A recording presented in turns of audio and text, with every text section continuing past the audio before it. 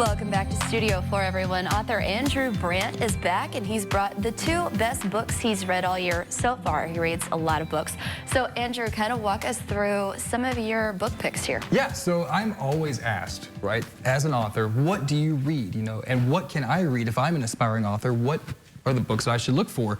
And so these are the 2 best books I've read so far this year. The first is The Light Pirate. This is by Lily Brooks Dalton. She wrote a book called Good Morning Midnight that was turned into a Netflix movie with George Clooney a few years ago. Okay. This is her new release this year. The Light Pirate is fantastic. Both of these books I love. They play with time and the constraints of time. I've written books that take place within like a week. I've written books that take place within 18 hours. The thing I love about The Light Pirate is it takes place within an entire lifespan of this woman who grows up in kind of a post-apocalyptic Florida. The shoreline is being eroded by worsening and worsening hurricanes. John would love something like this, right? But I absolutely love Lily Brooks Dalton's writing style. It's ethereal. I mean, she just grabs your attention with it and propels you through the whole story. Very good. Okay, what's your second book here? The second book is called Tomorrow and Tomorrow and Tomorrow by Gabrielle Zevin. Oh. Again, we are also playing with time. This a little bit of Groundhog Day stuff in there? It's actually that title is a Shakespeare quote. Okay. But this is a book. It takes place over 30 years.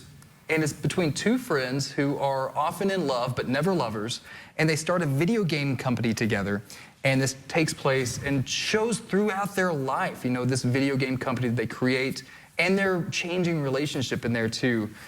Gabrielle Zevin's writing style, she does this so well, it almost reads like a history. I mean, these characters are so realistic that as you're reading, you cannot believe that this is actually fiction. That's amazing. I also really like the cover. I mean, they say don't judge a book, but you're gonna. You're going to, yeah. And both of these books are just beautiful covers. Oh yeah. Get both of those up there. Anything like neon, I would probably pick that up just for the cover. But, as you should. Okay, so for someone like me who really struggles with attention span issues when reading, what are your tips for picking out books that you're going to enjoy start to finish? Well, the biggest thing is that it's not something you have to do within one day. And if you really have a hard time sitting down if you say, I'm going to read a book, but I don't want to sit down for 4 hours and read, take out 10, 15 minutes of your day. Right? Anybody can do that, 10, 15 minutes in a day, and just sit down and dedicate that time to read.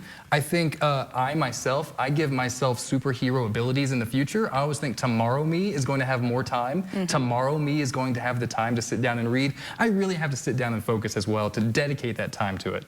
And so for someone like you that is actually writing novels, how different is it from the reading process? What is the writing process like for you? I imagine it's much like a chef who eats a meal and says, I can taste the paprika here, I can taste, if this was braised. It's a lot like that, but also great artists steal.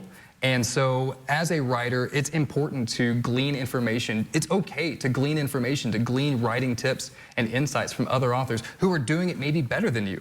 Very cool. Right, that's the only way to learn, yeah. Yeah, I can't get over this cover. This really is gorgeous. The back even prettier, I think. But yeah, this is some really cool stuff.